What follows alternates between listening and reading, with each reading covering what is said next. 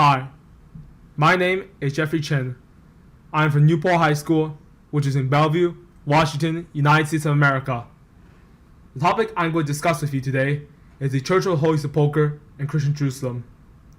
I'm going to talk about its religious and political history from its construction to the Latin Kingdom. The Church of the Holy Sepulchre is the most important church in Christianity. It is located in the city of Jerusalem. My research examines changes to the role of the Church of the Holy Sepulchre from its construction to the Latin Kingdom. My argument is that these changes reflect shifts in Christian perception of sacred space. Throughout history, the role of the Church of the Holy Sepulchre constantly changed, from monument to sacred space, to Christian icon, to Frankish symbol, to political pawn, and finally, to one among many sacred spaces. These changes reflect shifts in Christian perception of sacred space, from distrusting sacred space on earth, to embracing the CHS as the sole axis mundus, to accepting multiple axis mundi. By the way, axis mundus is Latin for center of the world. The Church of the Holy Sepulchre was built in 326 AD in Jerusalem as a monument to the resurrection of Christ. It was destroyed and rebuilt twice. First, it was destroyed by the Sasanians in 614. It was then rebuilt by the Byzantine Emperor Heraclius in the 7th century. It was destroyed again by the Caliph al-Hakim in 1009. Then it was rebuilt by the Emperor Constantine IX Manimakis in the 11th century. After the Crusaders captured Jerusalem, they beautified the church in 1149 AD. The CHS is the most important Christian holy site in Jerusalem, as it is a monumental church that commemorates the death and resurrection of Jesus Christ. The church was built by Helena, the mother of Constantine I, and Makarios, the bishop of Jerusalem, over a stone quarry which, according to tradition, contained the tomb of Jesus Christ.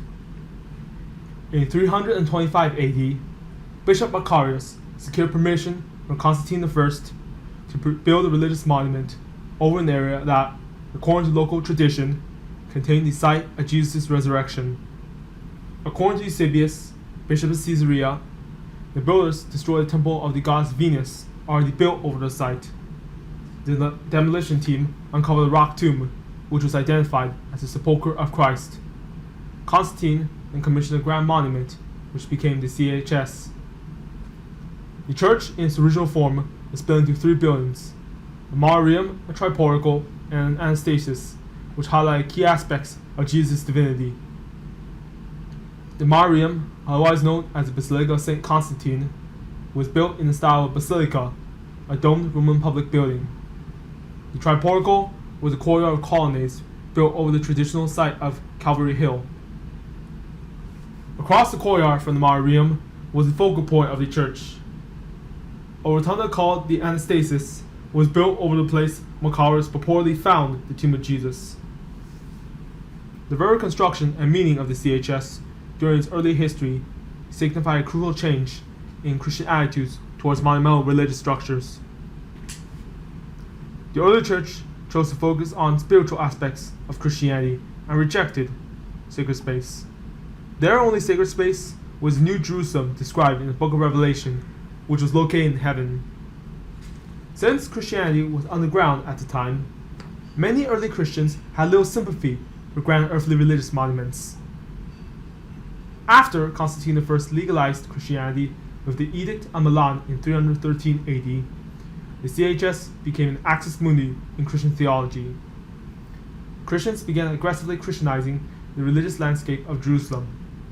They were determined to bring down the heavenly New Jerusalem into the worldly Jerusalem, building sacred monuments to honor Christ.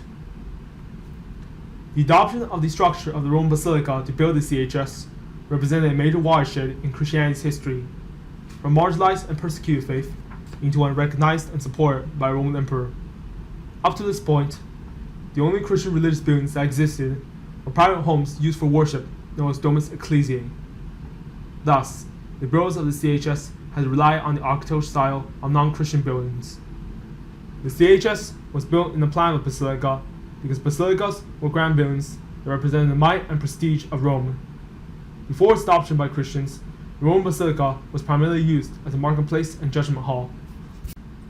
Initially, to outsiders, the CHS was a symbol of Roman Byzantine power, not an icon of Christianity. The first time the CHS was destroyed was in 614 AD, during the Byzantine Sassanid Wars. When King Khosrow of the Sassanid Empire broke through the siege of Jerusalem, his army burned many churches, including the CHS. At this stage, the Sasanians did not harbor any visible antipathy towards Christians.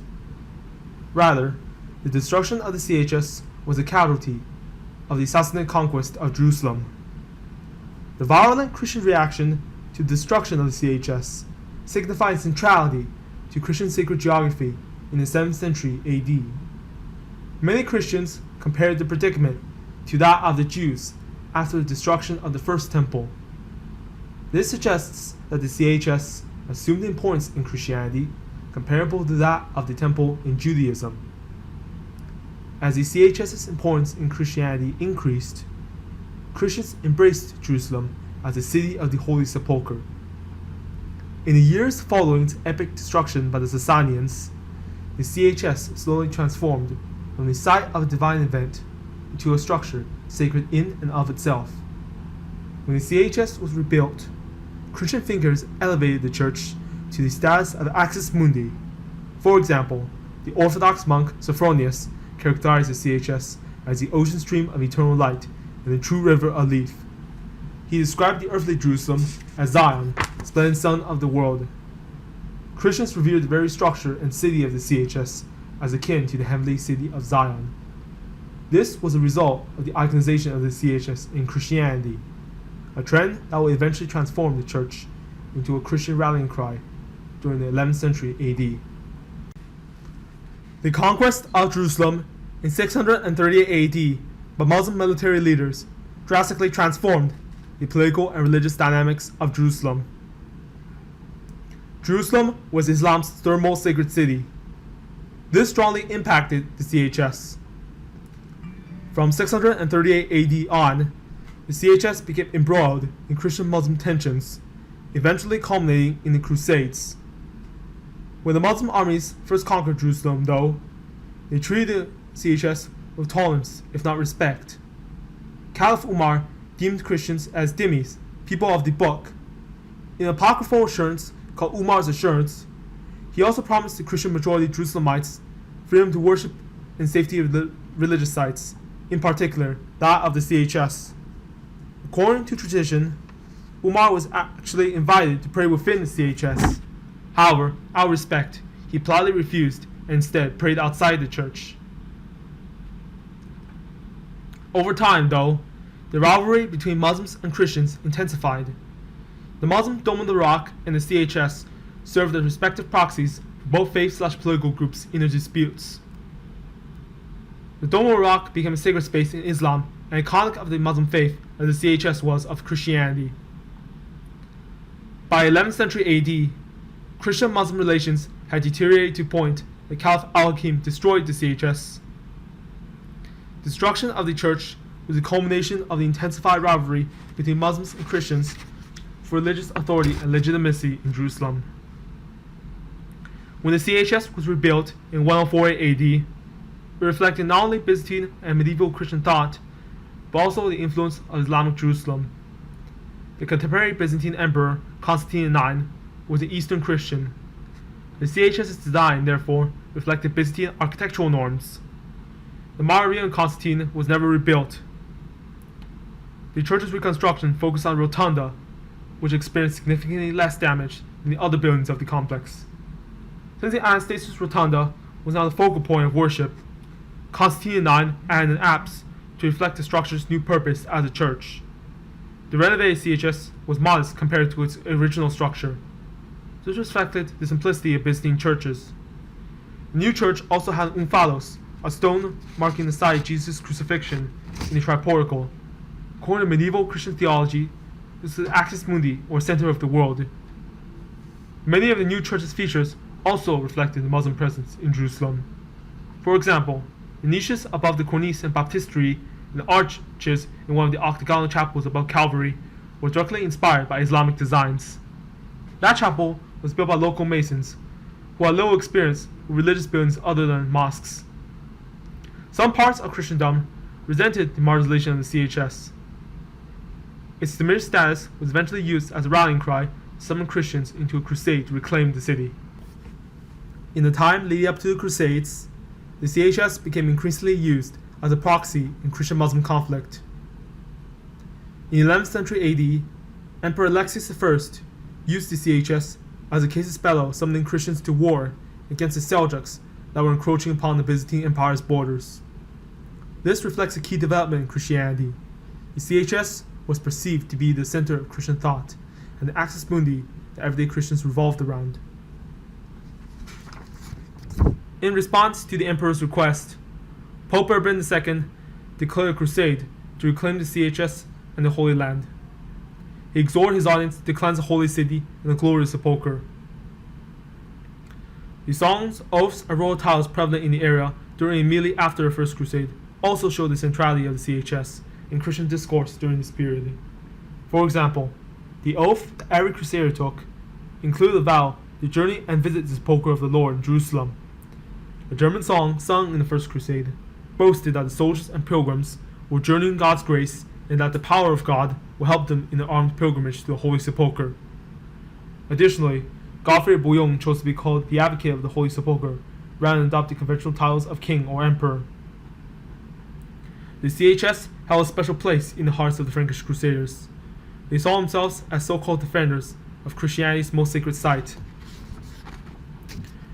The Crusader CHS, finished in 1149 AD, was a bold statement of Latin Christian dominance over Jerusalem. The Franks transformed the CHS into a magnificent Romanesque church, a testament to their Western European heritage.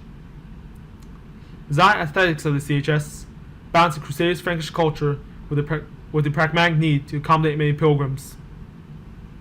The Crusaders built a structure called the Chorus Dominorum Nel Catholicon, and combined the chorus and the adjacent rotunda into a single structure. This was a clear emulation of the widely popular pilgrimage churches of Spain, specifically cathedrals of Tours, Limoges, Toulouse, Santiago, and Conques. By placing the various areas of the CHS under a single roof, the Crusaders transformed it into an impressive structure, derived from the original church of Constantine I. Much like with the reconstruction of the CHS under Constantine IX, medieval Christian thought significantly influenced key aspects of the renovated CHS. The Umphalos, Golgotha, was incorporated into the CHS with a two-story chapel, the Calvary Chapel above, and the Chapel of Adam on the ground. Although the CHS had once served as a rallying cry that united diverse Christian groups who had joined the Crusader cause, its recapture eventually caused Christian infighting. The fight to control the CHS provoked tensions between the Franks and local Eastern Christian groups, who had been the guardians of the CHS before the First Crusade. The Crusaders initially expelled the native Christians from Jerusalem. The first Frankish patriarch of the city, Daimbert, dismissed the local Orthodox clergymen and replaced them with Frankish Catholics. Later, however, Baldwin I realized how underpopulated the city was and decided to ally with the local Christians. He planned to decisively discredit Daimbert. According to tradition, the annual holy fire miracle did not happen when the CHS was staffed by Catholic priests. But when Daimbert left the CHS, the local clergyman went back to the CHS, prayed, and the holy fire allegedly reappeared. Baldwin used this miraculous occurrence as a pretext to argue that the local Christians deserved a more prominent role in Jerusalem and the CHS. Another example of the CHS being used as a pawn in Crusader kingdom power struggles can be found in how a Knights Templar and a Knights Hospitaller competed for the highly prestigious responsibility of caring for Jerusalem's pilgrims. The Knights Templar was founded in 1118 or 1120 AD. It quickly became a key player in the power politics of the Holy Sepulchre. By the 13th century AD, the military order became one of the richest and most powerful groups in Jerusalem, if not Christendom. The Knights Templar's greatest rival was the Order of the Hospital of St. John, or the Knights Hospitaller. The Hospitallers were established in 1070 or 1080 AD to care for poor pilgrims. The Knights Hospitaller competed with the Knights Templar for the privileged responsibility of advocating for, defending the pilgrims that visited the Holy Sepulchre. In this way, almost every aspect of the CHS was involved in the power brokerage of the Crusader kingdom, even the responsibility of caring for the church's pilgrims. The centrality of the CHS in Christian pilgrimage to the Holy Land reflects how it had become the most sacred axis mundi in Christendom by the time of the Crusades. Christians of the Latin Kingdom were determined to visit the church at all costs.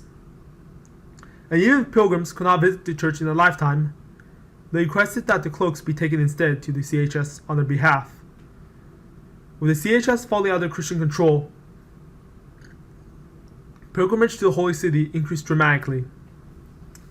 As the CHS became increasingly accessible, it began to play a more visible role in Christendom internationally. As more and more pilgrims visited the Holy Sepulchre, they became determined to bring some of the CHS's sacrosanctity back to Europe through replicas and relics. Many pilgrims and aspiring pilgrims even built replicas of either the famous church's architectural elements or its iconic elements. For example, CHS feet monasteries were built on the pilgrim roads of Italy, such as the monastery of the Holy Sepulchre of Bellevue or that of Borgo San Sepolcro near Florence. Many churches in the West around this time were also inspired by the rotunda design of the Holy Sepulchre. The Church of St. Michael in Fulda, built from 820 to 822 AD, had a replica of the CHS's edicule. Additionally, the CHS also served as a model for a church consecrated in 1036 AD at Boesdorf outside Paderborn.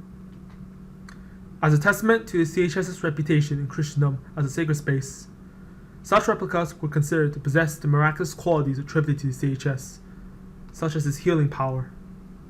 Additionally, the true cross, the cross Jesus was allegedly crucified on, became similarly iconic of Christianity. Much like the CHS, the true cross was also used by European monarchs as a bargaining chip. For example, King Pown I of Jerusalem gave King Sigurd of Norway a fragment of the true cross in 1107 AD. Essentially, possessing fragments of the true cross legitimized the authority of a monarch, much like how claiming protection of the CHS legitimized the rule of the Crusader kings of Jerusalem. As Crusaders began to familiarize themselves with Jerusalem, they expanded their interest in the city's sacred geography, from merely the site of Jesus' death and resurrection, to diverse sites dedicated to all aspects of Jesus' life. The new Crusader oaths and prayers of the 12th century AD emphasized the motivation to travel to a place where the Lord Christ was born from a virgin, died, was resurrected, and ascended to heaven. Additionally, the purpose of pilgrimage to Jerusalem shifted from visiting the CHS to imitatio Christi, a phenomenon where pilgrims would reenact in their own lives the sufferings of Christ. Moreover, the Christ that the pilgrims imitated was very different from the Christ Europe had known before the Crusades. Whereas Christ was once depicted as a triumphant resurrected Savior, people now emphasize his suffering, humanity, and humility more. Some pilgrims attempt to experience the humanity of Christ through self-flagellation. Others perform selfless acts during the pilgrimage. An interest in Jerusalem extended to Jesus' life story more generally. The locus sanctus of Jerusalem gradually shifted from the CHS to the humanity of Christ. The Crusaders began marking certain areas of the city as locations of important events in the Bible. To encompass sites all over Jerusalem, the Crusaders created the Via Dolorosa, Sorrowful Way, allegedly a path that Jesus walked to Golgotha. The sites on the Via Dolorosa eventually became the Stations of the Cross. Even as the focus of pilgrimage to Jerusalem began to place greater emphasis on imitating Christ's humanity, a countervailing trend occurred in the CHS, which began to move away from being a representation of Christ's death. Starting from the 12th century AD, the CHS slowly began to be perceived more as a monument to Christ's resurrection than a tomb to the death of Jesus. This change was even reflected in the name of the CHS, which was changed from Church of the Holy Sepulchre to Church of the Resurrection. The role of the CHS had constantly changed, from its construction to the Latin Kingdom. These changes reflect shifts in Christian perception of sacred space. When the CHS was initially constructed in the Constantine period, it was merely a religious monument commemorating Christianity's most important miracle. At that time, Christianity discouraged worldly sacred spaces. The construction of the church was originally intended to add a Christian monumental presence to Jerusalem. Eventually, during the Heraclean dynasty of the Byzantine Empire, the very structure and ground of the church became sacred, and Jerusalem became subsequently revered as the city of the CHS. As Christianity began to embrace sacred space and the concept of Axis Mundus, the first destruction of the CHS gave the church a status in the faith comparable to that of the Jewish temple in Judaism. When the CHS fell under Muslim control, it became perceived as a symbol of Christianity itself. The church's sacrosanctity in Christianity increased significantly once it was isolated from the rest of the Christian world. As Christian-Muslim tensions intensified, the CHS was eventually destroyed. This action, coupled with the church's status as Christianity's sole Axis Mundus, transformed the church into a rallying cry for all Christians. By the time of the First Crusade, the CHS was so central to the Christian faith that it unified and compelled European Christians from all walks of life to travel thousands of miles and wage holy war in a faraway land. After the Christian conquest of Jerusalem, the Crusaders ambitiously expanded the church and beautified it in a Romanesque style to emphasize the control of the city and accommodate the influx of pilgrims. During the Land Kingdom period, the CHS's role in Christianity subtly changed, becoming more of a proxy in disputes between the Christian groups within Jerusalem. Additionally, as pilgrims became more familiar with the church, Jerusalem's importance in Christianity shifted from being the city of Holy Sepulchre to the city of Humanity of Christ. While Christian theology began to argue for the presence of multiple axis mundi on earth rather than one, the sacred geography of Jerusalem in Christianity expanded from just the CHS to include axis mundi encompassing all aspects of Jesus' life, thereby transforming Jerusalem itself into a Christian axis mundus.